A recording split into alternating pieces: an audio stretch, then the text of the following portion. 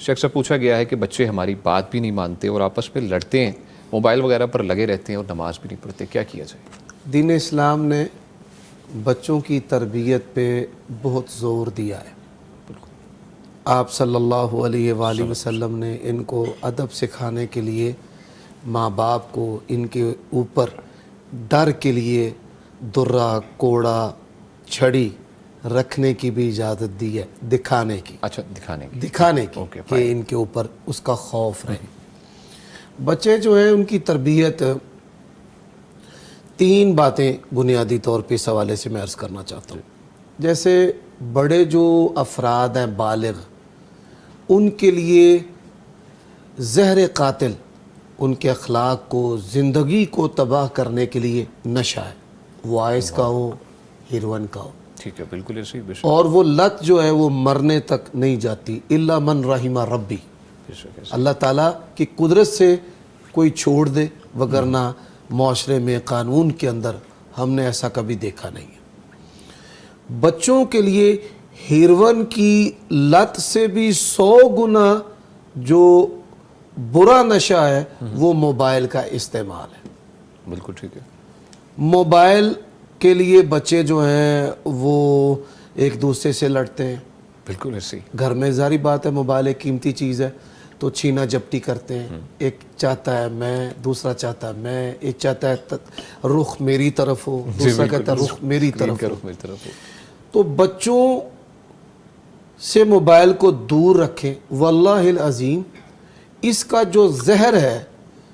کسی بڑے سے بڑے اژدہا کے زہر سے، سام کے زہر سے بھی مہلک ہے۔ موبائل کے حصول کے لیے بچے اپنی ماں کو مارتے ہیں، ایسے ہی گالیاں دیتے ہیں، اور موبائل کے حصول کے لیے ان کا جنسی استحصال ہوتا ہے، ان کے ساتھ ریپ ہو جاتا ہے، اور پھر موبائل پر وہ ایسی چیزیں دیکھتے ہیں جس سے ان کا دین، ایمان، اخلاق بگڑ جاتا ہے۔ میں دوسری جو بات کرنا چاہتا ہوں، ہمارے بچے جتنے بھی کارٹونز دیکھتے ہیں ان میں میرے بچے بھی شامل ہیں، ہم سب کے بچے شامل ہیں اکثریت کے،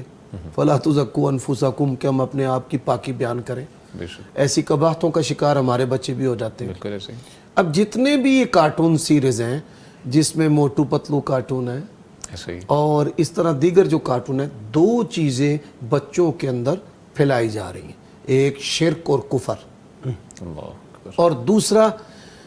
سیکسول جو چیزیں ہیں جنسی، وہ اس کے اندر سیکسول ڈیزائرز جو ہیں، جی ایسے، جی آپ نے صحیح لفظ استعمال کیا ہے کہ وہ بچے جو ہیں چھوٹی عمر سے ہی سمجھتے ہیں کہ ایک میل ہے، ایک فیمیل ہے، وہ میری دوست ہے، وہ میرا فرینڈ ہے، یعنی اس طرح کے لفظ جو ہے جس کی ایک معظم معاشرے کے اندر کوئی گنجائش نہیں ہے۔ اور پھر اس کے علاوہ جو دوسری اہم بات ہے، ایک ہمارے بچپن میں کہانی کلچر ہوتا تھا اور ہمیں بڑا شوق تھا کہ آج ہمیں ماں جو ہے وہ کہانی حضرت ابو بکر کے بارے میں سنائیں گی، حضرت عمر کے بارے میں سنائیں گی، سلیمان نبی کی سنائیں گی، داود نبی کی سنائیں گی، خالد بن ولید کی سنائیں گی، اور ایسے بڑے سارے وثیقے اور رسائل